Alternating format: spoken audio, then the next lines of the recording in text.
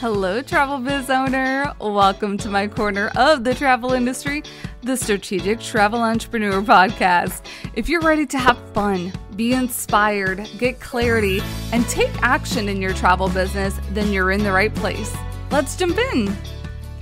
Hello, everyone. Welcome back to the podcast. Amazing to have you back again for another week. Before I get started on today's topic, I just wanted to kind of make acknowledgement of amazingness that has happened this week, especially or specifically in the travel tech space. It feels like the battle of the best travel techs has happened this past week. So I think it was either Monday or Tuesday. I want to say it was probably Monday. TravelJoy silently put out an update that it was adding itineraries on its platform. Amazing.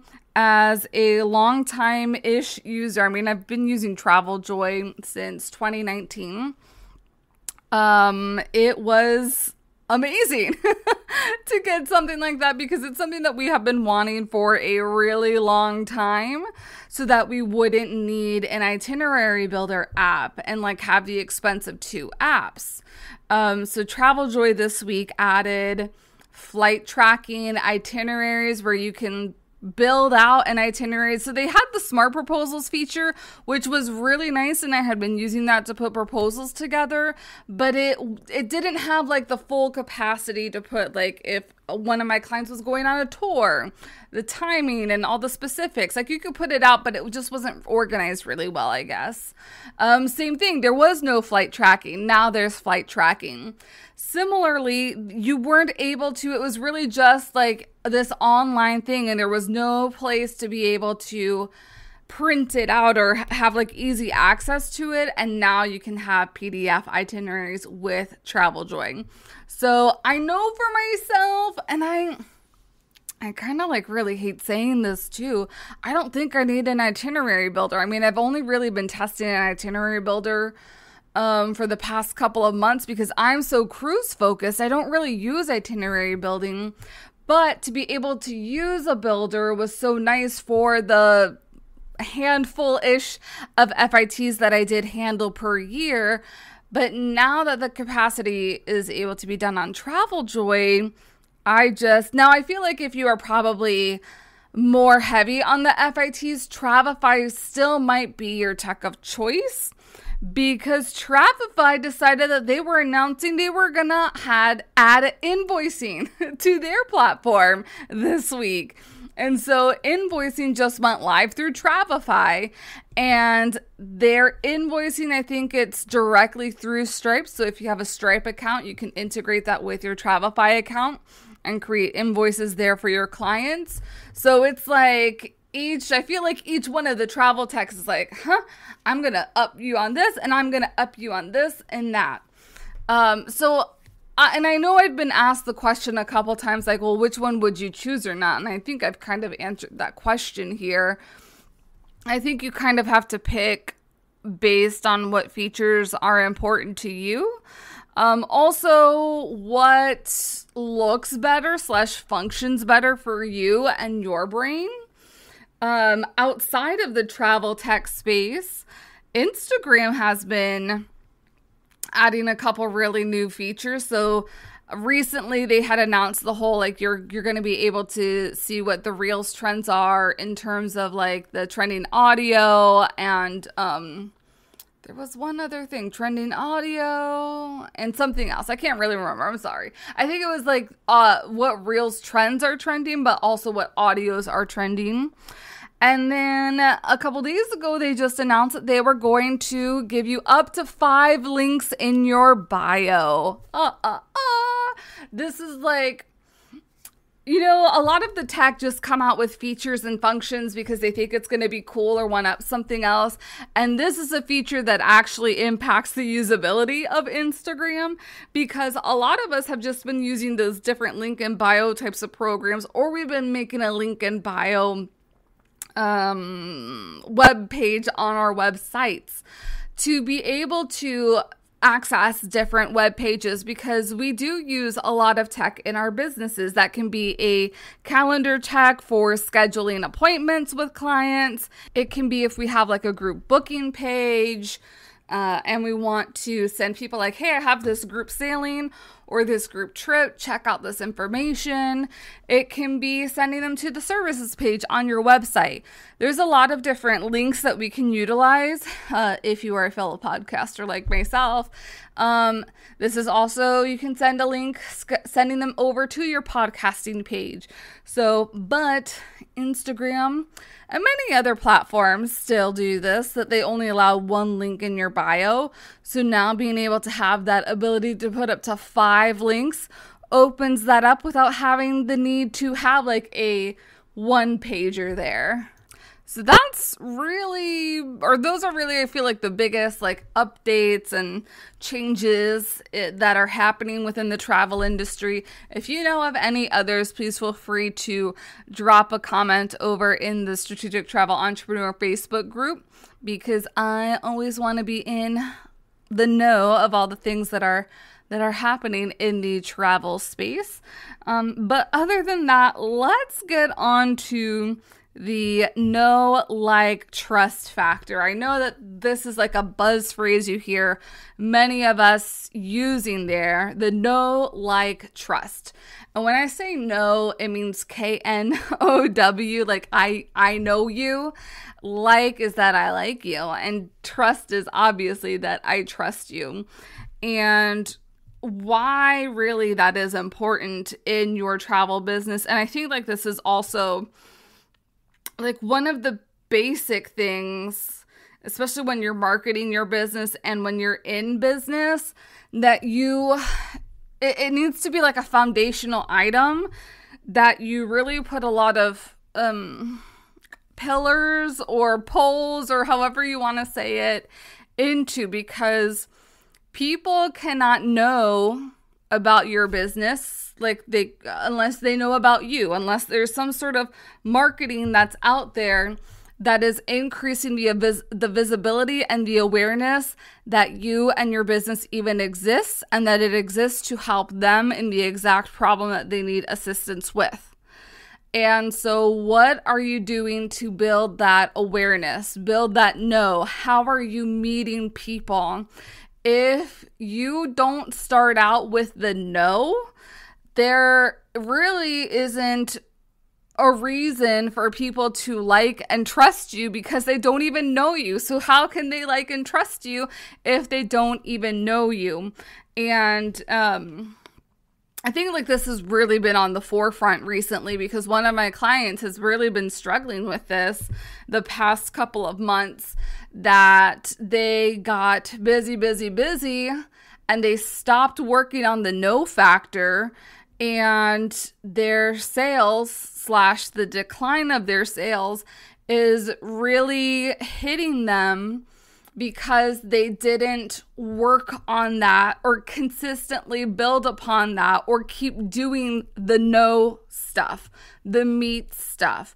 So if you are not consistently, and I think it's a 2-factor, because I keep talking about how you need to be meeting people, whether it's ideal clients or referral partners, but the second part of that really is that you have to do a spectacular job for your clients in order for them to refer you, so that you can do less of the meeting. Because if you can build a business around constantly getting referrals in because you've done a really great job and people want to sing your praises and they've become like your fan base telling other people about you, it just makes your job easier. Now, I will say, like, you should not ever completely stop the meeting, even if it's maybe stopping the meeting new clients. There should be some form of like meeting new referral partners and meeting new collaborators, so that you can generate business in new and creative ways that maybe is not your primary funnel or your sales pipeline of generating business. There's different things that you can do that are not necessarily, I meet you, we make a sale, the end, you're going to make another sale and another sale and another sale. There's a little bit more to that. So how are you meeting people? How are people able to create a relationship with you? I always talk about networking events, but it's even, is there something, and I talked about this with my students inside Marketing Business School earlier this week, is there something that you have in common, a passion? I've talked about like different health groups that I've been a part of and have talked to people about creating a trip specifically with that type of group of people. So is there an affinity? We always hear that term affinity when we're talking about groups that is similar to you or that you are a part of, that you can maybe collaborate or create some sort of amazing group type of travel program that benefits everyone, that they're able to travel and that they're able to experience this. Maybe this is the little nerdy in me and gets a little excited about this, but maybe this is like a TV show nerdy group and you're going to visit all the different sites overseas. Or I have even heard recently your travel business is unique and individual to you, your needs, and your clients' needs, which means your marketing strategy needs to be the same.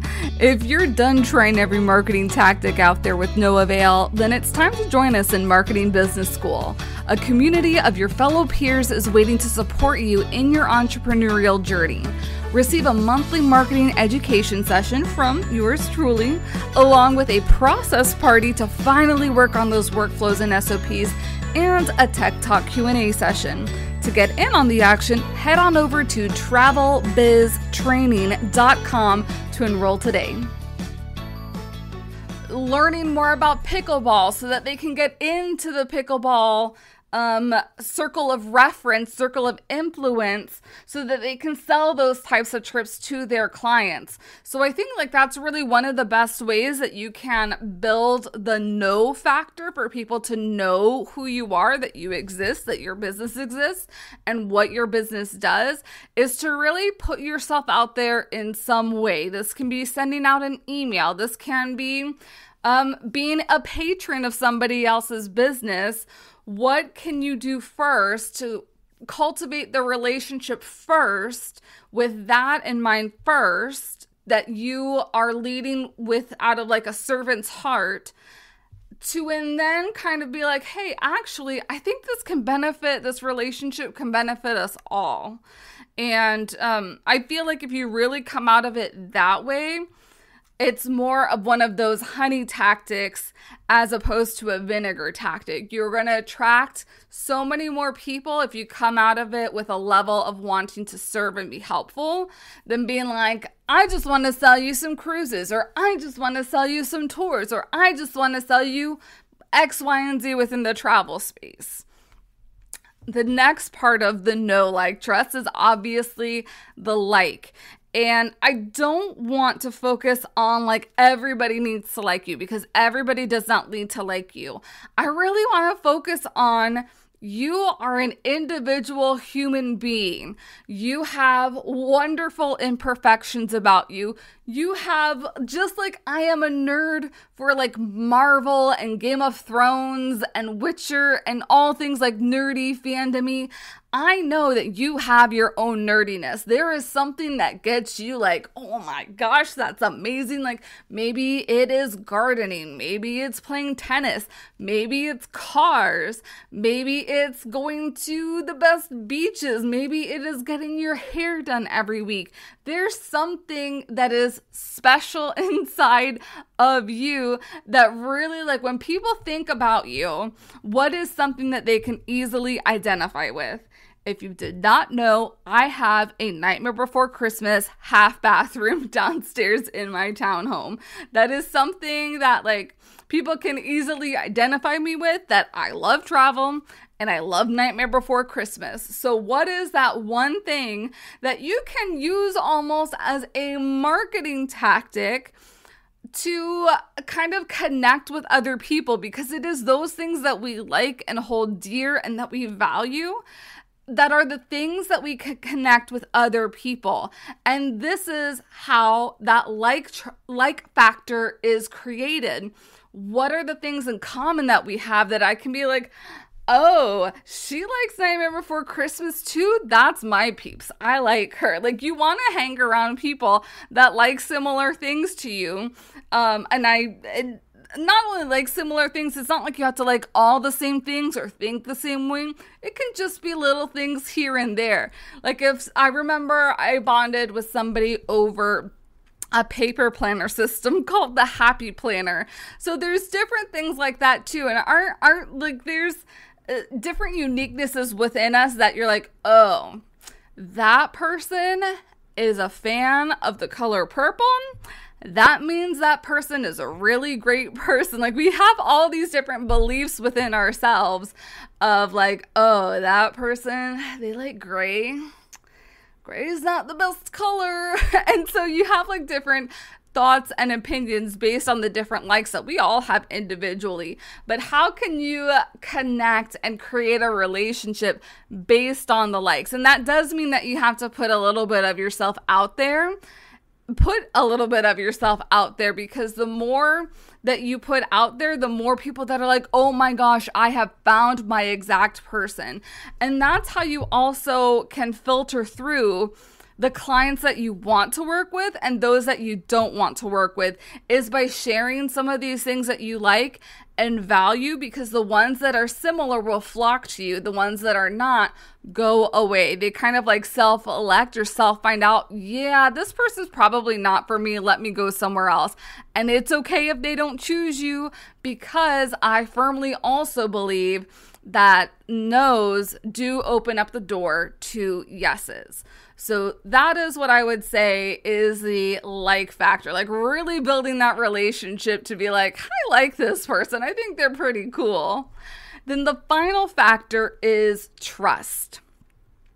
I would also say, actually, before going in, I feel like is also appearances of what your branding gives them can be a little bit of a factor to them. Because I do know, like, if I'm searching on the Googles or on the social medias, and if there's like a style or aesthetic in branding that I'm like, oh, that doesn't really speak to me, I will probably find another service provider myself. So that's just another thing to stay in tuned of when we're talking about like physical things of like, this doesn't have anything to do with what the person physically looks like. This is more their branding and what are they putting out there in terms of content. And then is the trust. And I mentioned that with like, because if we're looking at Google, I always like to use the plumber reference. If I put plumber near me, Google's going to pop up with a list of options for me. So that is how I know who the different plumbers are that are near me. Like, I can see by what types of content they're putting out, also their personality that's in their content. And trust, I can trust somebody based on how many reviews they have, what types of reviews they have, what people have said through their reviews. So trust is really when you are cultivating that relationship. And see, a Google relationship is going to happen much quicker than another type of relationship, because Google is filled with hot, warm leads. Like, they know what their problem is, they need it solved now, and Google's going to get them to that answer. Whereas when you're cultivating relationships through networking or through social media, it's going to take a little bit longer, because people need to build up a little bit to trust you. But things like reviews and testimonials help up that trust factor a little bit more. But also things like being consistent, and also not only like consistent timing wise and how often you're doing something, but consistency in your messaging. Because I'm just going to throw out an example. If you say, oh my gosh, I don't like mornings, and then all of a sudden you're like, oh my gosh, mornings are the best thing. People are going to be like, wait, what? Like, you just said you didn't like mornings. And that's not the best example. I'm talking, I guess, like more on controversial-ish type stuff. That like there's some sort of congruency within your brand that, yep, Rita loves marketing, and Rita's going to always talk about loving marketing or some aspect about marketing. If you hear me say that I do not like marketing, Either I'm trying to be controversial or somebody has abducted my body. Just a heads up. So there has to be a trust factor, because especially with clients, I don't even just want to say high-end clients that have been saving money for many, many years to take the dream trip of their lives. They are entrusting a lot of money with you, whatever that amount is. It's a lot of money to them. They are entrusting and having expectations that they're going to have an amazing experience with you. And that is not something to be toyed with. That is like a huge responsibility to have, that somebody who has spent however little or however many time to earn this money to be able to give to you to have an amazing time, like that's a responsibility. That is a huge trust, and that is not something to be taken lightly. So what are the things that you are doing to earn the trust? Not only that you're offering like a really great experience, but that connecting, that relationship. I know so many people who have personal relationships with their clients, and I think that's an amazing thing, because not only like that, those personal relationships are what cultivate raving fans, but they keep people coming back to you, but they also become your little cheerleaders, and that they're like, hey, you need to sail with Shirley because she has the most amazing group cruises and I always have a blast with her every single time. And that helps build the trust. Not only that they've been able to create a relationship with you and they think and they see that you're the real deal, but if somebody else has been able to affirm that to them, woo, that is spectacular. So I hope that helps to kind of break down a little bit of what exactly is this know, like, trust factor that we talk about a lot in marketing and a lot about being successful in your business, that people have to know you. You can't just like be in your house doing business from your office. And if you are, what are you doing to virtually get out of your shell, because you can't just wait around for sales to happen? What are you doing to get people liking you, being a little bit vulnerable, putting yourself out there, putting your quirks and weirdness out there? And then finally, through the consistency and then through doing amazing jobs, how are you able to get people to trust you so they enlist you as a service provider that they want to work with on their next trip? I hope that this has been super helpful with you. Please let me know if there's any other topics you would like me to go through in the Strategic Travel Entrepreneur podcast. I will see you next week. Have a great one. Thanks for joining me on the podcast today. Remember to check out the show notes for all relevant links and resources from today's show. See you next time.